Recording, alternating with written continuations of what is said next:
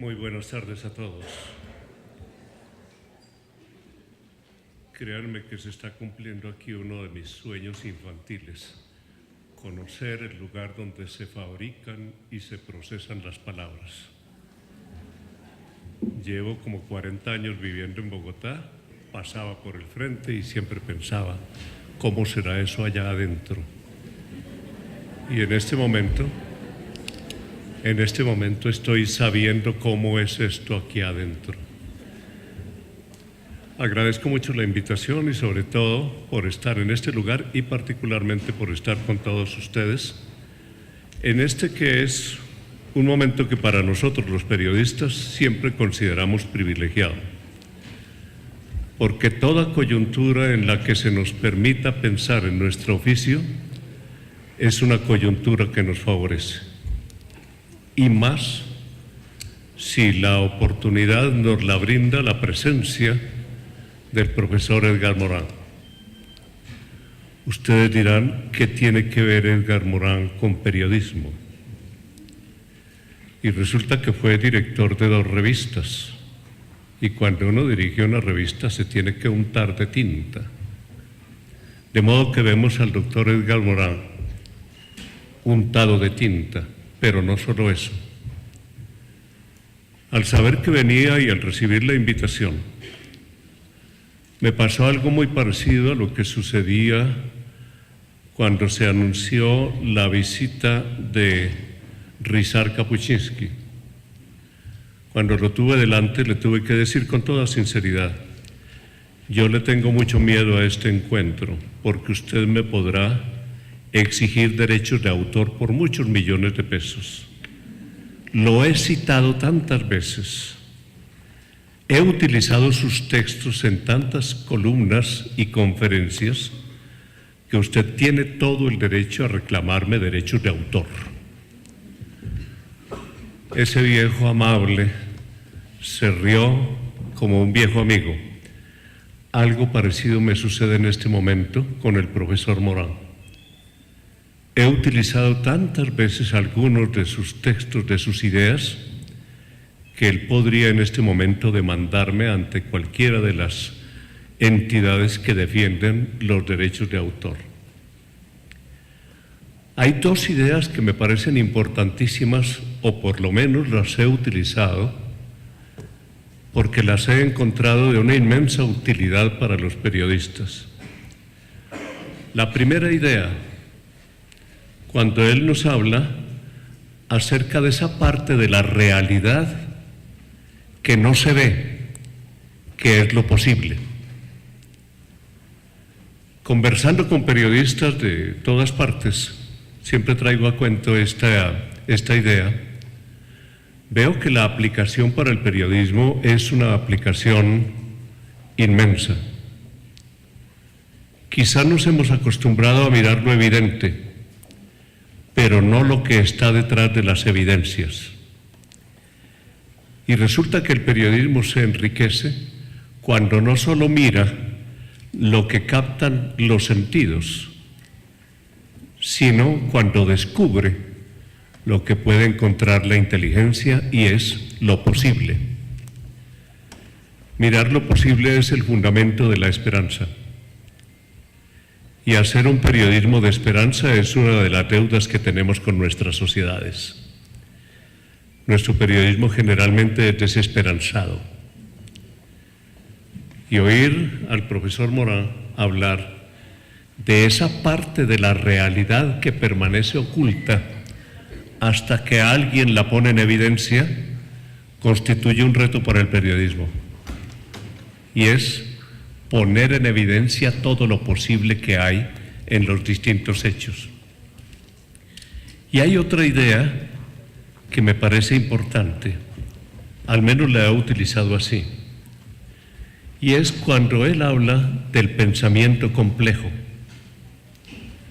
Me hizo recordar que a comienzos del siglo XX, Pulitzer le decía a los periodistas que ser periodista no es solamente hacer noticias, sino mirar lo que hay más allá de la noticia. o sea, la cara oculta de la luna. Esa es parte de la complejidad de los hechos. Pero además está implícito en una de esas normas que por citadas se convierten casi en insignificantes, que es aquella que te ordena utilizar varias fuentes. Allí está implícita la afirmación de que la realidad tiene multiplicidad de aspectos y que una noticia bien dada tiene en cuenta esa multiplicidad de aspectos. Esos podrían ser algunos de los temas de nuestra conversación de hoy. Y son temas que podrían tener aplicación en los hechos por los que nos están interpelando a los periodistas, los receptores de información en estos días. El cubrimiento que ustedes han hecho, nos dicen, acerca del secuestro y de la liberación del periodista Anglais. El cubrimiento que ustedes han hecho acerca de la acusación contra Sigfredo López. El cubrimiento que hicimos sobre el atentado contra el exministro Londoño. Son 3 hechos que se han acumulado en estos días y sobre todo que han multiplicado las preguntas. Por eso considero que es una oportunidad privilegiada de reflexionar conjuntamente acerca de todo esto con la compañía de Silverio por un lado y la compañía de este excelente cronista y redactor político que es Edulfo Peña. Con ellos nos vamos a hablar de todos estos asuntos. Inicialmente, cada uno de ellos va a hacer una exposición de lo que es su pensamiento y de lo que es su aporte para esta conversación. Yo pensé mucho cuando me dijeron que hiciera de moderador, porque moderador es el que pone moderación. ¿Y yo qué tengo que moderar aquí? No tengo que moderar el pensamiento de ellos, porque eso iría contra mis principios. El pensamiento, tanto más libre, tanto más inmoderado, es el que hace crecer la capacidad del pensamiento. En conclusión, lo único que tengo que moderar es el tiempo. Y creo que disponemos de buena cantidad de tiempo, por tanto somos, como Creso, riquísimos en materia de tiempo. Silverio, te escuchamos. Muy buenas tardes. Muchas gracias por la amable invitación. Gracias al doctor Marcos Velilla, quien ha sido, pues él, en cabeza de él, el líder de un proceso de hacer reflexionar y pensar en distintos temas sociales, políticos, que yo creo que se alejan mucho de la agenda truculenta que vivimos todos los días en el país. Y para mí es un honor estar aquí al lado de Javier Darío, que es mi profesor de toda la vida y que hemos compartido momentos muy gratos y discusiones periodísticas, de Edulfo, gran amigo y compañero de líderes periodísticas. Y anecdóticamente cuento que yo había estado en una universidad, en un foro sobre esto, me han invitado, ética y medios de comunicación, y fueron 6 personas. Entonces, por eso los felicito a ustedes sobremanera, porque sí, creo que el escenario académico y universitario, que debería ser privilegiado en eso, ese día falló, por lo que sea, pero falló. Bueno, yo tengo una formación en el periodismo económico y empresarial, y quizá eso me da como una especie de licencia para ser un poco más pragmático sobre, digámoslo, la realidad, sin desconocer en un momento dado, por el contrario, admirar los principios postulados y todo lo que Javier Darío pregona y ha pregonado durante toda la vida. El tema de la ética en los medios de comunicación siempre ha estado presente. Siempre hemos escuchado críticos muy duros con los periodistas sobre su manejo no ético, hoy y ayer. Al interior de los medios la discusión también es muy amplia entre los periodistas y en las salas de redacción. Ha estado siempre presente acerca de hacer el trabajo en forma responsable socialmente. Cuando nosotros los periodistas vamos a publicar algo y al otro día va a salir en el medio o en el noticiero, y cuando se está cualificando la información para saber cuál va primera, entonces la pregunta que nosotros nos hacemos ingenuamente en los medios es: ¿será que esto le interesa al lector? Pero como no tenemos los lectores ahí, nosotros tomamos la decisión por los lectores y hacemos el ranking de la información. Pero hay que hacer una aclaración sobre el tema ético. El asunto no es solo de los comunicadores y de los medios de comunicación. Uno le puede hacer el ejercicio a cualquier profesión con gran impacto social, como los médicos, a los abogados, a los educadores, y el debate siempre estará ahí presente y seguramente las conclusiones darán para todo tipo de interpretaciones. Y evidentemente, no por ello el tema deja de existir o deja de ser importante. Hay un tema que la gente comenta. Por ejemplo, si un grupo económico cualquiera es propietario o compra un medio de comunicación, la reacción de algunos es que se pierde la independencia periodística. Puede que yo sea ingenuo, pero yo no lo creo. Eso no es cierto. Hoy y siempre los medios de comunicación son empresas que deben responderle a sus propietarios por las utilidades, y además en una concepción moderna y global, los medios hoy tienen unos elementos que les permiten ser más que eso, ser más que medios. Por ejemplo, las bases de datos de los lectores, de los potenciales clientes, pueden ser usadas para adquirir otros bienes y servicios. Hoy, Casa Editorial El Tiempo tiene un negocio de e-commerce tan grande, si se quiere, o más grande que el mismo periódico, y eso lo hace en forma independiente, trae conciertos y hace una serie de eventos, ¿no?, paralela a la actividad del medio. Yo no creo que esas bases y esos datos haya que desperdiciarlos por un prurito equivocado o falso. Es más, uno podría pensar que hay negocios aledaños a los medios, dentro de los medios, que podrían hacer al medio, como medio periodístico, más fuerte e independiente.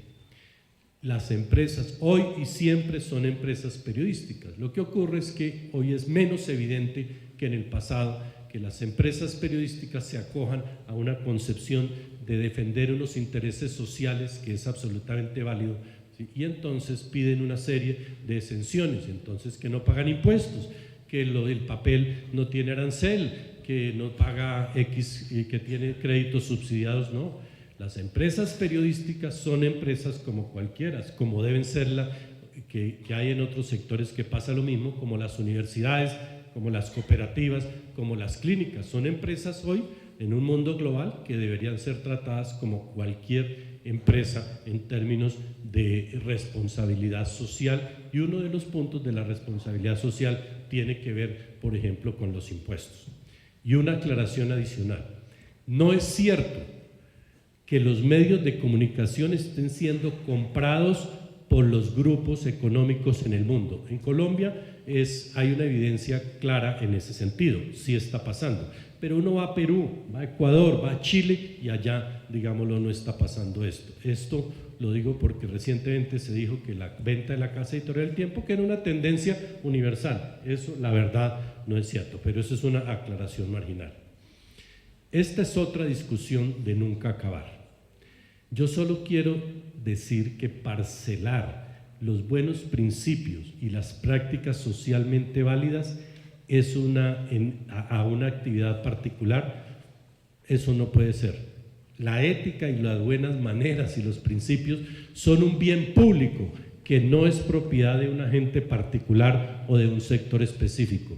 Y en esos términos la responsabilidad es colectiva y asimismo debe ser la conciencia y no echarle la culpa a los demás. Tenemos una idea y es que el enemigo siempre está afuera, nunca está dentro. Es un principio elemental de negocio y de administración.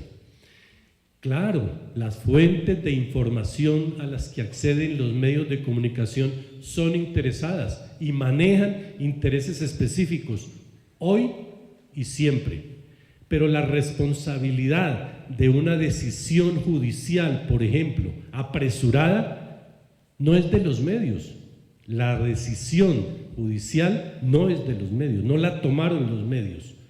Como tampoco hacer un espectáculo mediático de dos profesionales del derecho sin consideración humana alguna en un sentido y sonado caso judicial. Los medios no tomaron la decisión, los medios ni tomaron la decisión de lo que ocurrió con este niño Colmenares, ni tomaron la decisión de Sigifredo López. En los medios nos sorprendimos de la decisión. Entonces hoy decir que la responsabilidad o lo que está pasando es culpa de los medios, yo creo que eso es encontrar ¿cómo se dice, Javier Darío, en términos paisas? El agua, el muerto río arriba. El manoseo de las cifras oficiales y de los datos económicos no es generado por los medios.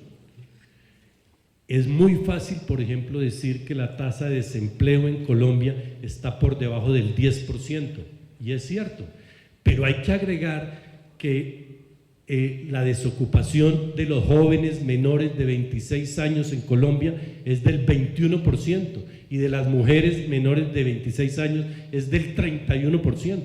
Son datos que están, digámoslo ahí. Entonces a eso me refiero con el manoseo.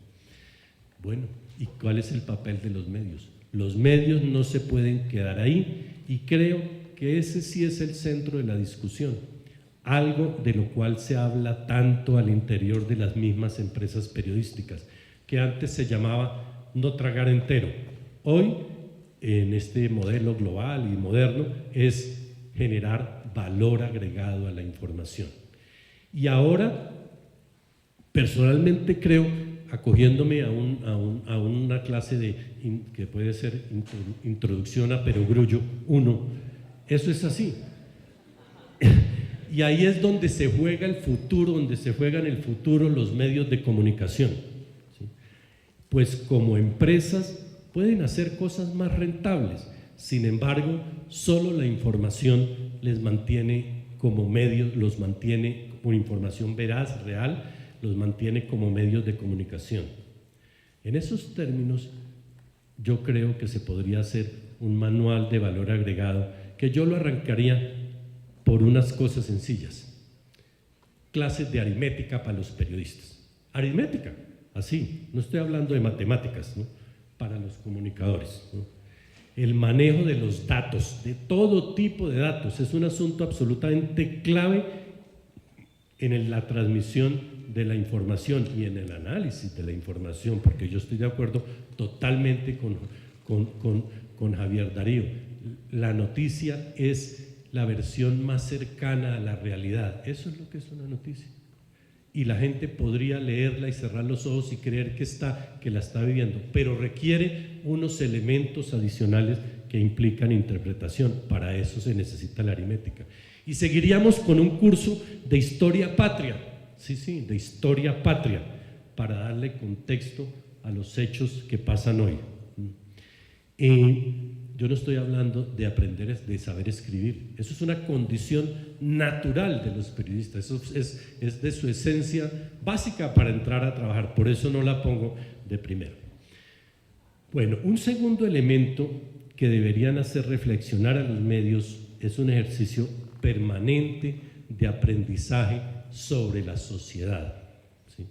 Los periodistas entregamos la información y creemos que somos los depositarios de lo que la gente está pensando o está creyendo. No, señores, no me voy a extender aquí y el tema hoy podría ser muchísimo más largo. Los periódicos y muchos medios lo analizan. El periódico o una versión internet o un medio de comunicación, televisión, casi que hace un ejercicio, ustedes a lo mejor lo han visto, un ejercicio simultáneo con lo que está pasando, con quienes los están oyendo, y saben exactamente cuando las noticias bajan de rating.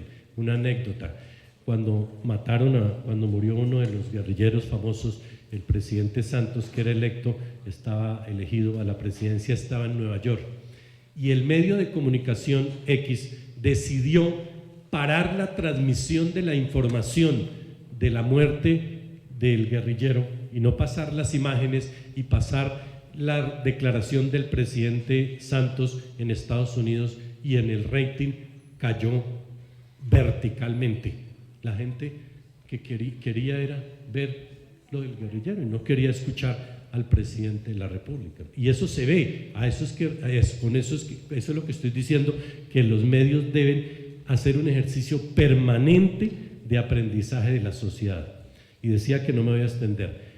Ayer Carlos Lemoine, del Centro Nacional de Consultoría, a quien le consulté pues, sobre este tema ético en los medios, él es uno de los grandes analistas del Centro Nacional de Consultoría, me dijo: tenga esto, y me dio una encuesta hecha por Gallup Internacional que incluye esta pregunta a gente de 59 países. La pregunta es: ¿usted cree que la inmigración, incluyendo el traer a trabajadores extranjeros, es algo bueno o algo malo para su país?